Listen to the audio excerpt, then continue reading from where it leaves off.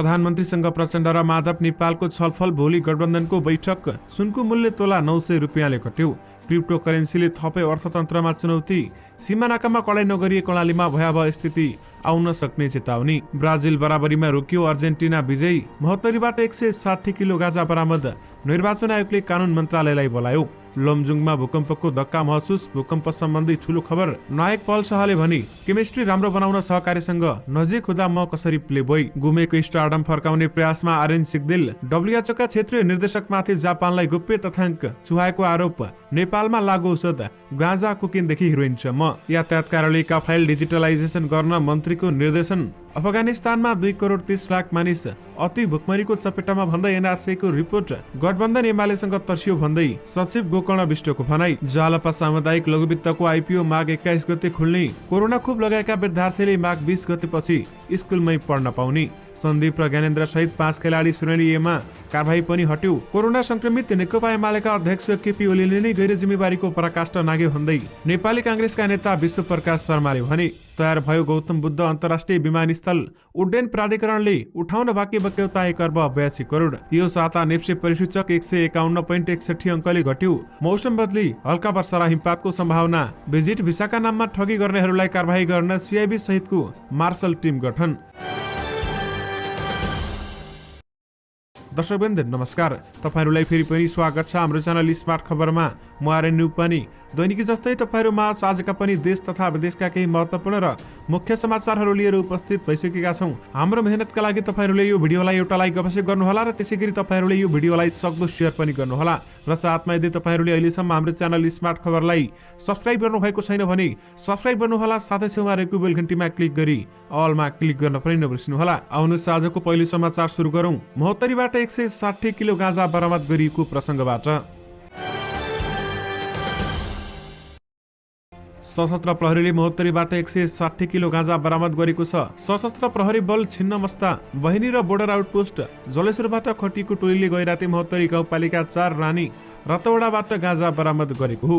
स्थानीय गणेश चौधरीको कुखुरा फार्म बसाडी रहेको परालको टौवामा लुकाएर राखिएको अवस्थामा 16वटा पोकामा 160 किलो गाँजा फेला परेको सशस्त्र प्रहरी नायब महानिरीक्षक डीआईजी गणेश ठाडा मगरले जानकारी दिएका छन्। बरामद गरिएको गाँजा आवश्यक कारबाहीको लागि भने नेपाल प्रहरीलाई बुझाउने उनले बताएका छन्।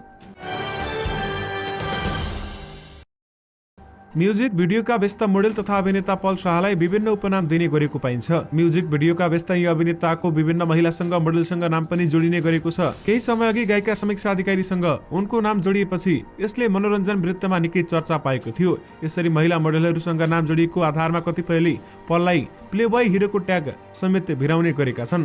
तर अभिनेता पल शाह भने यो कुरालाई सोझै खण्डन गर्छन्। उनले सञ्चारकर्मीसँग कुरा गर्दै भनेका छन्, म मनोरञ्जन क्षेत्रमा काम गर्छु, त्यसैले महिला मोडेलसँग नजिक भएर काम गर्नुपर्छ।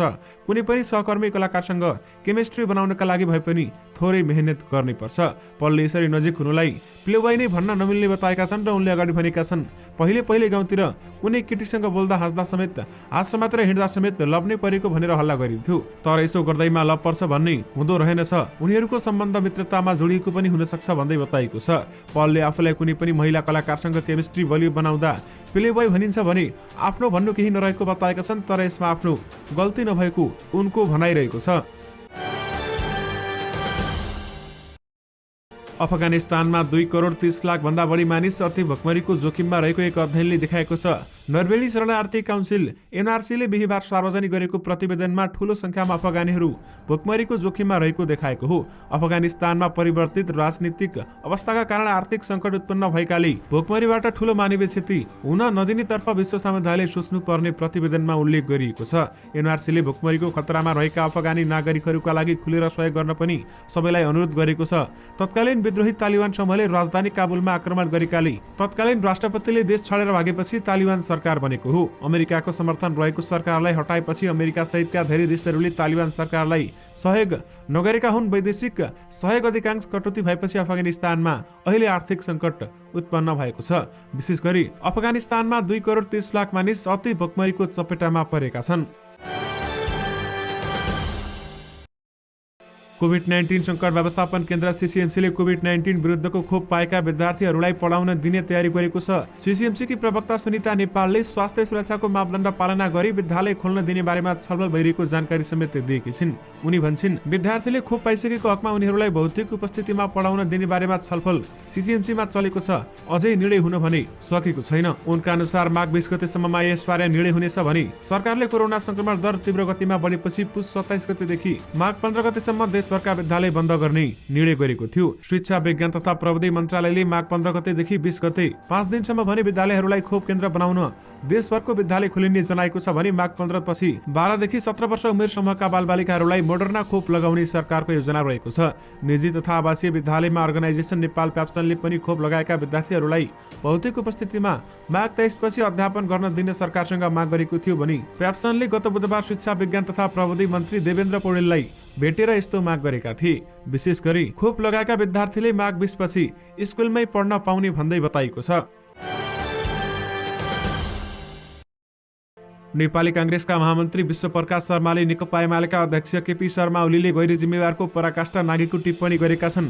केपी ओली कोरोना संक्रमित भएको अवस्थामा सार्वजनिक कार्यक्रममा नेता कार्यकर्तामाझ देखिएपछि शर्माले आलोचना गरेका हुन्। महामन्त्री शर्माले कोरोना भाइरसको संक्रमण पुष्टि भएपछि आइसोलेसनमा बस्नु सबैको जिम्मेवारी भएको पनि एमाले अध्यक्ष ओलीलाई स्मरण गराएका छन्। संक्रमण पुष्टि भएपछि आइसोलेसनमा बस्नु हामी हरेकको जिम्मेवारी हो। महामन्त्री शर्माले शुक्रबार बिहान सामाजिक सञ्जालमा लेखेका छन्, पालना नगर्नु बहादुरी होइन, गैर जिम्मेवारीको पराकाष्ठा र अन्य जीवनप्रति गम्भीर खेलवाड समेत हो। पूर्व प्रधानमन्त्री समेत रहेका ओली कोरोना संक्रमण भएको चौथो दिनमै बिहीबार सार्वजनिक कार्यक्रममा सहभागी भएका थिए। उनलाई माघ 9 गते कोरोना संक्रमण पुष्टि भएको जानकारी सार्वजनिक गरिएको थियो।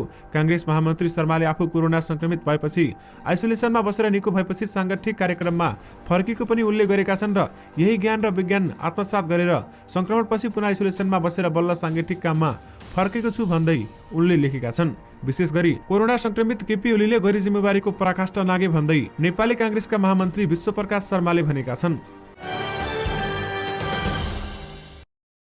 गौतम बुद्ध अन्तर्राष्ट्रिय विमानस्थल उडानका लागि तयार भएको छ। पेटी ठेकेदारसँगको विवाद, भूकम्प, मधेस आन्दोलन र निर्माण सामग्री अभावका बावजुद निर्माण सकिएको हो। फिनिसिङका छिटफुट काम भइरहेका छन्। विमानस्थल आयोजना प्रमुख प्रवेश अधिकारीले भनेका छन्, केही समयमै उडान सुचारू हुने अपेक्षा छ। उडान गरिएका उपकरणको प्राविधिक जाँच भने भइरहेको उनले बताएका छन्। 2079 जेठ 2 गते बुद्ध जयन्तीका दिन अन्तर्राष्ट्रिय उडान गर्ने तयारीका साथ काम भइरहेको विमानस्थल स्रोतले जनाएको छ। विमानस्थल सञ्चालन अघि संचार उपकरण परीक्षणका लागि क्यालिब्रेसन उडान गर्नुपर्ने हुन्छ, जसबाट जडान गरिएका उपकरणहरू ठिक भए नभएको बारेमा रिपोर्ट आउँछ। क्यालिब्रेसन उडानको अन्तिम तयारी भइरहेको आयोजना प्रमुख अधिकारीले बताएका छन् भने अन्तर्राष्ट्रिय विमानस्थलका रूपमा मान्यता प्राप्त गराउन क्यालिब्रेसन उडान पहिलो पाइला हो, जसको तयारी गरिरहेका छौँ भन्दै उनले भनेका छन्। विशेष गरी गौतम बुद्ध अन्तर्राष्ट्रिय विमानस्थल तयार भएको छ। पश्चिमी न्यूनचापी प्रणालीको प्रभावले आज देशभरका अधिकांश भूभागमा आंशिकदेखि सामान्य बदली रही केही स्थानमा हल्का वर्षा र हिमपातको सम्भावना रहेको छ। उक्त प्रणालीको प्रभावले प्रदेश 1 बागमती तथा गण्डकी प्रदेशका पहाडी भूभागहरूमा आंशिकदेखि सामान्यतया बदली रही पहाडी भूभागका 1-2 स्थानमा हल्का वर्षाको र सोही क्षेत्रको उच्च पहाडी तथा हिमाली भूभागका थोरै स्थानमा हल्का हिमपातको सम्भावना रहेको जल तथा मौसम विज्ञान विभागले जनाएको छ। हाल देशका पहाडी भूभागमा आंशिक बदली रही तराईका केही भूभागमा हुस्सु कुहिरो लागेको छ। राति देशको पहाडी भूभागमा आंशिक बदली रही बाँकी भूभागको मौसम सामान्यतया सफा रहने बताइएको छ भने शनिबार प्रदेश नम्बर 1 बागमती र गण्डकी प्रदेशका पहाडी भूभागमा आंशिक बदली रही बाँकी भूभागको मौसम सामान्यतया सफा रहने मौसम पूर्वानुमान महाशाखाले जनाएको छ। मौसम पूर्वानुमान महाशाखाको पछिल्लो विवरण अनुसार आज काठमाडौँ उपत्यकाको न्यूनतम तापक्रम 4.0 डिग्री सेल्सियस र अधिकतम तापक्रम 14.0 डिग्री सेल्सियस रहेको छ। त्यस्तै आज सबैभन्दा कम जुम्लाको न्यूनतम तापक्रम -5.0 डिग्री र सबैभन्दा धेरै दिपायलको अधिकतम तापक्रम 19.8 डिग्री सेल्सियस रहेको समेत बताइएको छ। भिजिट भिसाको नाममा रकम ठगी गर्नेहरूलाई कारबाही गर्न मार्शल टिम गठन गरिएको छ। श्रम रोजगार तथा सामाजिक सुरक्षा मन्त्रालयका उपसचिव विष्णुराज लामिछानेको नेतृत्वमा मार्शल टिम गठन भएको छ। मार्शल टिममा सीआईबीका डीएसपीको नेतृत्वमा एउटा टोली हुने गृह मन्त्रालयका प्रवक्ता फणेन्द्रमणि पोखरेलले जानकारी दिएका छन्। गृहमन्त्री बालकृष्ण खाँडको अध्यक्षतामा केही दिनअघि गृह मन्त्रालयमा श्रम मन्त्री कृष्ण कुमार श्रेष्ठ, पर्यटन, परराष्ट्र र गृह सचिव समेत सहभागी बैठकले पोखरेलको नेतृत्वमा चारै मन्त्रालयका प्रतिनिधि रहने गरी भिजिट भिसाको समयमा समाधानका लागि योजना पहिल्याउन समिति बनाएको थियो। समितिको पहिलो बैठकले मार्शल टिम गठन गरेको छ भने समितिको पहिलो बैठकमा श्रम मन्त्री श्रेष्ठ पनि सहभागी भएका थिए। समितिले भिजिट भिसाको नाममा रकम मागेको पहिचान भएका बैंक खाता रोक्का गर्न राष्ट्र बैंकलाई अनुरोध गर्ने निर्णय पनि गरेको छ। विशेष गरी भिजिट भिसाका नाममा ठगी गर्नेहरूलाई कारबाही गर्न सिआइबी सहितको मार्शल टिम गठन गरिएको छ। नेपाली क्रिकेट संघ क्यानले कप्तान सन्दीप लामिछाने र ज्ञानेन्द्र मल्ल सहित 5 जना खेलाडीहरूलाई सन् 2022 को केन्द्रीय सम्झौता श्रेणी ए मा राख्ने निर्णय गरेको छ। क्यानको बिहीबार बसेको बैठकले पुरुष र महिलातर्फ समान 18 खेलाडीहरूलाई ए बी र सी श्रेणीमा विभाजन गरी केन्द्रीय सम्झौतामा राख्ने निर्णय गरेको छ भने क्यान बैठकले यसअघि 4 खेलाडीहरूलाई 6 महिना केन्द्रीय सम्झौतामा नराख्ने भनी गरेको निर्णयलाई औपचारिक रूपमै फिर्ता लिएको छ भने क्यानले ज्ञानेन्द्र मल्ल, सोमपाल कामी, कमल सिंह ऐरी र दिपेन्द्र सिंह ऐरीलाई केन्द्रीय सम्झौतामा नराख्ने निर्णय समेत गरेको थियो। विशेष गरी सन्दीप र ज्ञानेन्द्र सहित 5 खेलाडी श्रेणी ए मा रहेका छन् भने कारबाही पनि हटेको छ।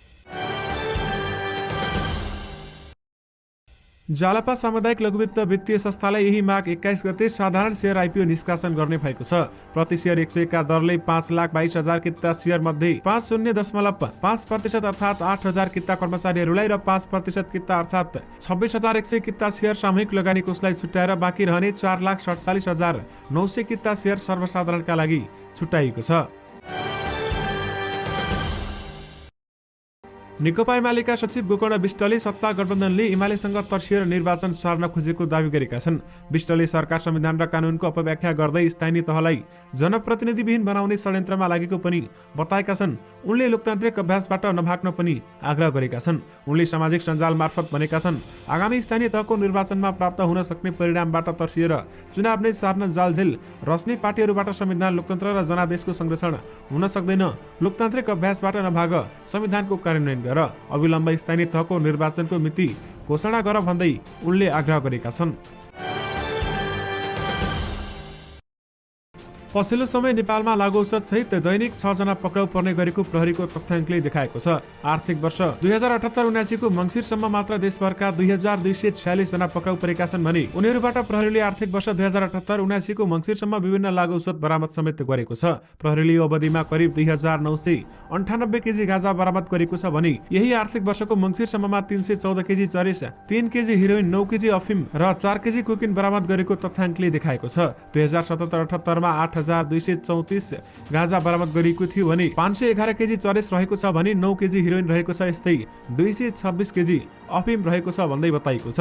देशभर लागु औषधको कारोबार बढ्दै गएको छ। लागु औषधको कारोबार देशभरि देखिएको छ, तर सबैभन्दा बढी गाँजा बरामद मध्य प्रदेशबाट 1,437 केजी गाँजा बरामद गरिएको छ भने बागमती प्रदेशबाट चरेस 151 केजी बरामद गरिएको छ। यस्तै बागमती प्रदेशबाट 7 केजी अफिम र ब्युरो अन्तर्गत कोकिन 3 केजी बरामद भएको समेत बताइएको छ। यसबारेमा नेपाल सरकारले कडा निर्णय भने अहिलेसम्म लिन सकेको छैन। त्यसैले देशभरमा लागु औषधको कारोबार भन्ने बढिरहेको छ। एकपटक खस्केको स्टारडम उकास्न कति गाह्रो पर्दो रहेछ भन्ने अनुभव अभिनेता आर्यन सिग्देलले राम्रैसँग लिएको हुनुपर्छ। एक दशक अगाडि चलचित्र क्षेत्रमा राज गरेका यी चक्लेटी हिरो पछिल्लो समय आफ्नो गुमेको स्टारडम फर्काउन लागि परेका छन्। म्युजिक भिडियो हुँदै चलचित्रमा प्रवेश गरेका आर्यन स्टार बनेपछि भने भिडियोमा देखिन मन गरेनन्। त्यति बेलामा चलचित्रकै काममा उनलाई भ्याइ नभइरहेको थियो। तर लकडाउन यता भने आर्यन धमाधम म्युजिक भिडियोमा काम गरिरहेका छन्। आर्यनले अफर आएका अधिकांश भिडियोमा काम गरेको देखिन्छ, तर उनले अभिनय गरेका भिडियोलाई भ्युजको भने खडेरी नै लाग्ने गरेको छ। आर्यनले काम गरे पनि भिडियोले गतिलो प्रतिक्रिया नपाउनु र उनका लागि पनि चिन्ताको विषय बनेको छ। तर पनि आर्यनलाई लिएर भिडियोमा लगानी गर्दा भने मेकरले सफलता नै मान्ने गरेका छन्। चलचित्रको लाइफ लाइनमा पनि आर्यन अगाडि रहेका छन् भने डिसेम्बर फल्सको काम सकेर आर्यन मिररको तयारीमा रहेका छन्। उनले मधुसूदन भट्टराईको निर्देशनमा बन्न लागेको नयाँ चलचित्रमा पनि साइन गरिसकेका छन्। लमजुङमा भूकम्पको धक्का महसुस गरिएको छ। जिल्लाको क्वाहोलासो थर गाउँपालिका 1 बागलुङ पानी केन्द्रबिन्दु बनाएर गए राति 10:34 मा 2.5 रेक्टर स्केलको भूकम्प गएको राष्ट्रिय भूकम्प मापन तथा अनुसन्धान केन्द्रले जनाएको छ। रातिका समयमा भएकाले अधिकांश जिल्लावासी सुतिरहेका थिए। भूकम्प सानो गएकाले कतिपयले थाहा नपाएको समेत बताएका छन्। विशेष गरी लमजुङमा भूकम्पको धक्का महसुस भएको छ। निर्वाचन आयोगले आगामी चुनाव बारेमा छलफल गर्न कानून मन्त्रालयलाई बोलाएको छ। निर्वाचन कानूनका विषयमा आयोगले मन्त्रालयसँग आज छलफल गर्न लागेको हो। कानून मन्त्रालयका सचिव उदयराज सापकोटाले आज 11:30 बजे निर्वाचन आयोगको छलफलका लागि बैठक बोलाएको जानकारी दिएका थिए। निर्वाचन आयोगको स्थानीय तहको निर्वाचन आगामी वैशाखमै हुनुपर्ने अडान रहेको छ भने उसले निर्वाचनको मिति तोक्न छिटो सरकारलाई दबाब दिँदै आएको छ। तर सत्ता गठबन्धनभित्र भने स्थानीय तहको निर्वाचन पछि सार्ने विषयमा बहस भइरहेकाले मिति तोकिएको छैन। बरु सरकारले केही कानून संविधानसँग बाँझिएको भन्दै संशोधन गर्ने तयारी गरिरहेको छ र त्यसबारे कानून मन्त्रालयले महानिर्देशकता लगायतसँग छलफल समेत गरिसकेको छ। विशेष गरी निर्वाचन आयोगले कानून मन्त्रालयलाई बोलाएको छ। भर्चुअल मुद्राका नाममा अवैध कारोबार बढेपछि नेपाल राष्ट्र बैंकले सूचना निकालेर त्यस्तो कारोबार नगर्न सचेत गराएको थियो।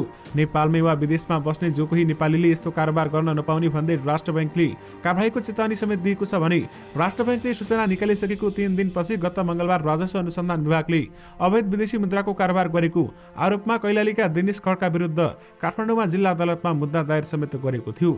यो मुद्दा कैलाली लम्केचुवा 10 स्थित घरबाही हाल काठमाडौँको कालोपुलमा बस्ने दिनेश खड्काले दिदी भगवती बुवा नरबहादुर खड्का र साथी अनिता धिताल समेत मिलेर अवैध कारोबार गरेको र विद्युतीय माध्यमबाट पैसाको आदान प्रदान गरेको उल्लेख गरिएको छ। ग्लोबल आइएमई बैंकमा रहेको खाताबाट खड्काले अस्वाभाविक रूपमा डलरको कारोबार गरिरहेका थिए भने यो सूचना राष्ट्र बैंक हुँदै राजस्व अनुसन्धान विभागसम्म पुगेको थियो। यो प्रतिनिधि घटना मात्र भएको र भित्र यस्ता धेरै घटना हुन सक्ने राष्ट्र बैंकको अनुमान रहेको छ। यस्ता गतिविधिले अर्थतन्त्रमा नै चुनौती दिएको राष्ट्र बैंकको विश्लेषण रहेको छ। पूर्व गभर्नर दिपेन्द्र छेत्री भर्चुअल मुद्राको कारोबार जुवा भन्दा पनि खतरनाक रहेको बताउँछन् भने यसमा अहिले धेरै सरकारी कर्मचारी पनि संलग्न रहेको उनको दाबी रहेको छ। यस्ता गतिविधिले पुँजी पलायन बढाउने उनले बताएका छन् भने विशिष्ट तहमा काम गरेर अवकाश लिएकाहरूले समेत भर्चुअल मुद्राको कारोबारलाई राम्रा आम्दानीको स्रोत बनाएका छन्। विशेष गरी क्रिप्टोकरेन्सीले अर्थतन्त्रमा थप चुनौती थपेको छ। दर्शकवृन्द, आज पनि सुनको मूल्य तोलामा 900 रुपियाँले घटेको छ। बिहिबार पनि तोलामा 900 रुपियाँले सुनको मूल्य घटेको थियो भने लगातार दोस्रो दिन सुनको मूल्य घट्दा सुन तोलामा 1800ले सस्तो भएको नेपाल सुन चाँदी व्यवसायी महासंघले जनाएको छ। आज छापावाला सुनको मूल्य तोलामा 92,600 रुपियाँ तोकिएको छ भने यस्तै तेजाबी सुनको मूल्य तोलामा 92,100 रुपियाँमा कायम भएको छ। बिहिबार छापावाला सुन तोलामा 93,500 र तेजाबी सुन 93,000 रुपियाँमा कारोबार भएको थियो। यस्तै चाँदीको मूल्य तोलामा 25 रुपियाँले घटेर 1265 रुपियाँमा कारोबार भएको छ। आगामी निर्वाचनका विषयमा सत्ता गठबन्धनका प्रमुख 3 दलका शीर्ष नेताहरूबीच छलफल भएको छ। आजको छलफलमा सत्ता गठबन्धनका 5वटै दलका शीर्ष नेताहरूले बैठक भोलि बोलाउने सहमति भएको छ। प्रधानमन्त्री शेरबहादुर देउवा, नेकपा माओवादी केन्द्रका अध्यक्ष प्रचण्ड र नेकपा एकीकृत समाजवादीका अध्यक्ष माधव कुमार नेपालले प्रधानमन्त्री निवास बाहुलाटारमा आज बिहान करिब 1 घण्टा छलफल गरेका हुन् भने प्रधानमन्त्री शेरबहादुर देउवा र प्रचण्डबीच छलफल चलिरहेका बेलामा माधव नेपाल पनि पुगेका थिए। बैठक स्रोतले भने अनुसार आजको छलफलमा भोलि सत्ता गठबन्धनको बैठक बोलाउने सहमति भएको छ। सत्ता गठबन्धनमा स्थानीय तहको निर्वाचन केही पछि धकेल्ने विषयमा बहस हुँदै आएको छ। ऐनमा स्थानीय तहका जनप्रतिनिधिहरूको कार्यकाल सकिनुभन्दा 2 महिना अगाडि नै स्थानीय तहको चुनाव निर्वाचन गर्नुपर्ने व्यवस्था छ भने संविधान कार्यकाल सकिएको 6 महिनाभित्र निर्वाचन गरे हुने पनि उल्लेख गरिएको छ। विशेष गरी प्रधानमन्त्रीसँग प्रचण्ड र माधव नेपालको छलफल भएको छ भने भोलि गठबन्धनको बैठक बस्ने समेत बताइएको छ। कर्णालीमा कोरोना महामारी पहिलेको भन्दा दोस्रो लहर भयावह बनेको थियो। अक्सिजन तथा अस्पतालमा बेड नपाएर धेरै नागरिकहरूले ज्यान गुमाएका थिए। अवस्था यतिसम्म भयावह रह्यो कि प्रदेशकै ठूलो कोभिड विशेष अस्पताल प्रदेश अस्पतालले थप बिरामी भर्ना लिन नसक्ने सम्मको स्थिति आयो। अहिले ओमिक्रोन भेरिएन्ट आएसँगै तेस्रो लहर सुरु भएको छ। तर स्वास्थ्य मापदण्डको पालना, सीमा नाकामा कडाई, पर्याप्त परीक्षण, अनुगमन लगायतका काम प्रभावकारी देखिएको छैन। कोरोना महामारीको समयमा अग्रपन्थीमा खटिएका कर्णाली प्रदेशका अस्पतालका डाक्टर नवराज केसी सीमा नाकामा कडाई नगरिए कर्णाली प्रदेश पहिलो र दोस्रो लहरकै जस्तो क्षति बेहोर्नु पर्ने जोखिम देख्छन्। भारतबाट फर्किएका शंकास्पद संक्रमितहरूको उपचार सीमा नाकामै खोजिनुपर्छ। कोभिड महामारीको बेलामा भोगेको अनुभव, अहिले कर्णालीको अवस्था र सम्भावित जोखिम न्यूनीकरण गरिनुपर्ने कामका विषयमा उनले थुप्रै सुझाव समेत दिएका छन् र साथमा सीमा नाकामा कडाई नगरी भयावह स्थिति आउन सक्छ भन्दै चेतावनी समेत दिएका छन्। आगामी नोभेम्बरमा कतारमा हुने फिफा विश्वकप अन्तर्गत दक्षिण अमेरिकी छनौटमा ब्राजिलले इक्वेडरसँग 1-1 को बराबरी खेल्दै अङ्क बाँडेको छ। खेलको 6औं मिनेटमै कासेमिरोले गोल गर्दै ब्राजिललाई अग्रता दिलाएका थिए, तर 75औं मिनेटमा फेलिक्स टवरेसले इक्वेडरका लागि बराबरी गोल फर्काएका छन्। नाटकीय रूपमा अत्यन्त भएको खेलमा ब्राजिलका गोलकिपर एलिसन 2 पटक रातो कार्डको सामना गरे पनि VARले उल्टाइदिएको थियो भने रातो कार्डको निर्णय उल्टाएपछि इक्वेडरले पेनाल्टीको अवसर गुमाएको थियो। यद्यपि खेलमा दुवै टिमका एक खेलाडी रातो कार्ड पाउँदै मैदानमा बाहिरिएका थिए भने खेलको 15औं मिनेटमा इक्वेडरका गोलकिपर एलेक्जेन्डर डोमेन्गोज दोहोरो पहिलो रातो कार्ड पाउँदै मैदानबाट बाहिरिएका थिए। त्यसको 5 मिनेटपछि नै ब्राजिलका इम्रन रोयल पनि दोहोरो पहिलो रातो कार्डको सामना गर्दै मैदानबाट बाहिरिएपछि दुवै टोली 10 खेलाडीमा समेटिएका थिए। विशेष गरी ब्राजिल बराबरीमा रोकिएको छ भने अर्जेन्टिना विजयी भएको छ।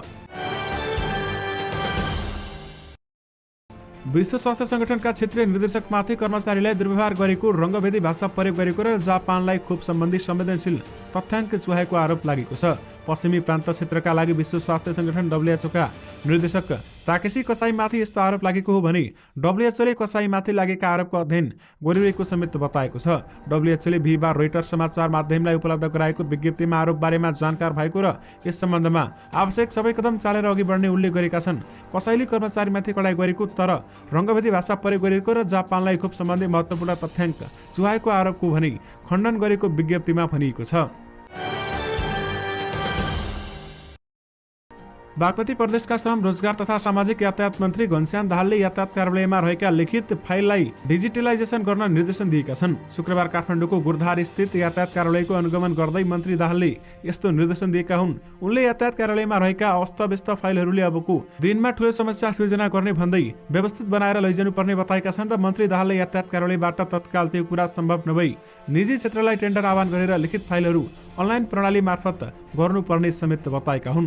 विशेष गरी यातायात कार्यालयका फाइल डिजिटलाइजेसन गर्न मन्त्रीले निर्देशन दिएका छन्। नेपाल नागरिक उड्डयन प्राधिकरणले विभिन्न निकाय संघ संस्था र कम्पनीहरूसँग उठान बाँकी बक्यौता करिब 2 अर्ब रुपियाँ पुगिसकेको छ। प्रतिनिधि सभा अन्तर्राष्ट्रिय सम्बन्ध समितिले प्राधिकरणलाई सो बक्यौता उठाउने कार्ययोजना बनाएर पेश गर्न प्राधिकरणलाई निर्देशन दिएको छ। प्राधिकरणले समितिलाई बुझाएको विवरण अनुसार स्वदेशी तथा विदेशी निकाय संघ संस्थाले प्राधिकरणहरूलाई 1 अर्ब 81 करोड 75 लाख 88 हजार 579 रुपियाँ बुझाउन भने बाँकी देखिएको छ। यसमा विगत लामो समयदेखि बन्द रहेका 22 कम्पनीहरूको बक्यौता रकम ठूलो रहेको छ। प्राधिकरणले बेला बेलामा सूचना निकालेर रकम तिर्न भने पनि ठोस कदम चाल्न सकेको छैन, जसका कारण बक्यौता रकम हरेक वर्ष थप हुने गरेको छ। विशेष गरी उड्डयन प्राधिकरणले उठाउन बाँकी बक्यौता 1 अर्ब 82 करोड रहेको छ। पछिल्लो साता शेयर बजार मापक निफ्टी परिसूचक 151.61 अङ्कले गिरावट आएको छ। गत साताको बिहिबार अन्तिम कारोबारको दिन परिसूचक 73.59 अङ्कले घटेर 2931.59 बिन्दुमा पुगेर रोकिएको थियो भने यो साताको 5 दिन कारोबार भएको निफ्टी परिसूचक 4 दिन बजार ओह्रालो लाग्दा 1 दिन भने सामान्य अङ्कले वृद्धि भएको छ। यो साताको 5 दिन कारोबारमा निफ्टी परिसूचक 151.61 अङ्कले घटेर 2779.98 बिन्दुमा झरेको छ। अघिल्लो साता 73.59 अङ्कले बढेको निफ्टी परिसूचक यो साता भने 151.61 अङ्कले गिरावट आएको हो। दर्शकबिन, त्यससँगै तपाईहरुमा आजका सबै मुख्य समाचारहरू राखिसकेका छौं। फेरि पनि तपाईहरुमा नयाँ रिपोर्टहरूको साथमा उपस्थित हुने नै छौं। अहिलेलाई भने मलाई बिदा दिनुस्। नमस्कार।